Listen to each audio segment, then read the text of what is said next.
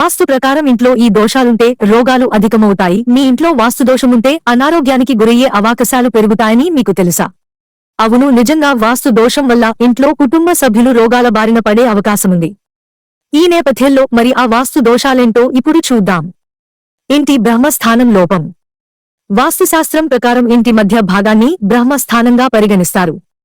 పాత రోజుల్లో ఇళ్లు మధ్యస్థానంలో బహిరంగ ప్రాంగణం ఉండేది. కాని నేటి కాలంలో ఇళ్లు చిన్నవి కావడం వల్ల బహిరంగ ప్రాంగణం నిర్మించడం సాధ్యమవడం లేదు. ఈశాన్య దిశను తెరిచి ఉంచాలి. ఈశాన్య దిశను తెరచి ఉంచడం చాలా ముఖ్యమైన అంశం. ఈ దిశలో చాలా ఇళ్లల్లో పూజామందిరం ఉంటుంది. అంటే ఈ మూల నుంచి సానుకూల శక్తి ప్రసరిస్తుంది.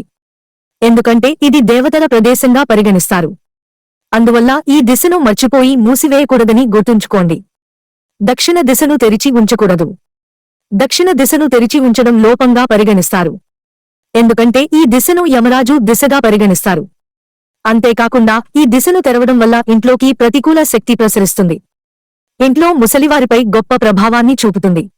ఫలితంగా వారు అనారోగ్యానికి గురవుతారు. మంచం కింద ఈ వస్తువులను ఉంచడం. మీరు అనుకోకుండా బూట్లు, చెప్పులు లేదా ఇతర విరిగిన వ్యర్థ వస్తువులను మంచం కింద ఉంచుతున్నట్లయితే వీలైనంత తొందరగా ఆ అలవాటును మానుకోండి. ఎందుకంటే ఇలా చేయడం ఎంతో చెడ్డదిగా పరిగణిస్తారు. అంతేకాకుండా మర్చిపోయి కూడా మంచం కింద చెత్తను ఉంచకూడదు. కాబట్టి ఈ స్థలాన్ని శుభ్రంగా ఉంచుకోవాలి. అప్పుడే మీ ఇంట్లో ప్రతికూల శక్తి తొలగి సానుకూల శక్తి ప్రసరిస్తుంది.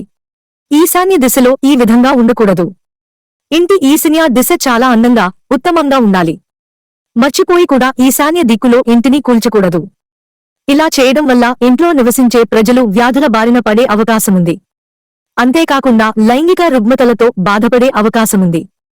అది సంతానోత్పత్తిపై ప్రతికూల ప్రభావాలను చూపుతుంది. ఈశాన్యంలో ఉత్తరం వైపు ఎక్కువగా ఎత్తులో ఉంటే ఆ ఇంటి మహిళలకు ఆరోగ్య సమస్యలు వస్తాయి. తూర్పు భాగాన్ని పెంచితే పురుషులు ఇబ్బందుల్లో పడతారు.